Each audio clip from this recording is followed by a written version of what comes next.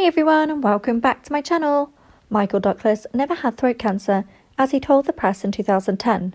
The actor now says he had tongue cancer. Douglas said he hid the diagnosis at an urging of his doctor to protect his career. The surgeon said, "Let's just say it's throat cancer." Douglas told fellow actor Samuel L. Jackson for a segment that ran on British television as part of Male Cancer Awareness Week. Douglas says that the doctor told him that if they had to do surgery for tongue cancer, it's not going to be pretty. You could lose part of your tongue and jaw. When Douglas first talked about his cancer diagnosis in the summer of 2010, he was on a worldwide publicity tour for the movie Wall Street, Money Never Sleeps. Douglas and Jackson joked that could have been the end of his acting career. Douglas said that if he had had the surgery, he could see the director saying, "What's your good side? I've got no side over here." "There's really no such thing as throat cancer per se," explained Brian Hill, an oral cancer survivor and the founder of the Oral Cancer Foundation.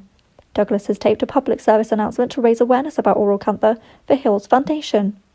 Throat cancer and tongue cancer are both colloquial terms that fall under the oral cancer umbrella.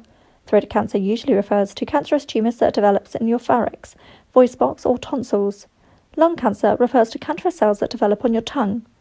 The treatment up until you recently can be very brutal, Hill said of tongue cancer. Your career as a leading man could be over. If you were signed a contract to promote a movie, you would have a strong motivation to say, "Maybe in 6 months I won't have a tongue or low jaw." Douglas apparently did not need the potentially disfiguring surgery. He told Jackson he was instead treated with an aggressive form of radiation and chemotherapy. The treatment, he said, lasted 5 months. Yes, oral sex can lead to cancer. In June, Douglas kicked off at an animated conversation about the cause of oral health and oral cancer when he told The Guardian that he got throat cancer after engaging in oral sex. Oral sex can expose individuals to the human papillomavirus, which can cause cancer. Later, Douglas publicist told CNN that Douglas did not blame HPV solely for his cancer. Douglas said he was also a smoker and a drinker.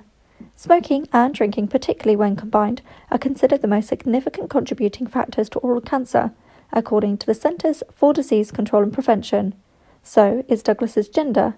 Men are twice as likely to develop oral cancer as women. Oral cancers account for 2% to 4% of all cancer diagnoses in the United States. An oral cancer diagnosis is particularly serious.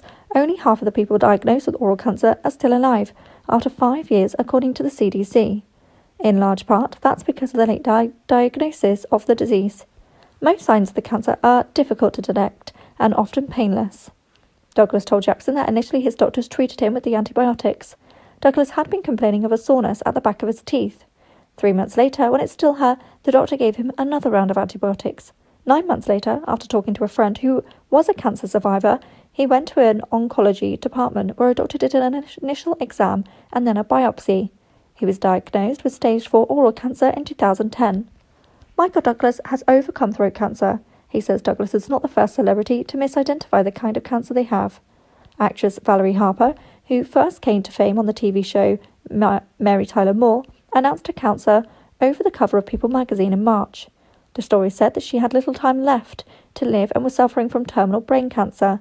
It turns out the Dancing with the Stars celebrity actually had lung cancer that had spread to the lining of her brain. I see a lot of people with brain cancer who actually have lung cancer or breast cancer or some other cancer that spread to the brain. Dr. Otis Brawley, the American Cancer Society's chief medical and science officer, told CNN, "We treat cancer according to its origin." Harper's kind of cancer, leptomeningeal sarcoidomatosis, can be slowed, but the cells are adaptable and can develop a resistance to treatment. A complete remission is unlikely. Douglas, on the other hand, has had regular checkups since the diagnosis.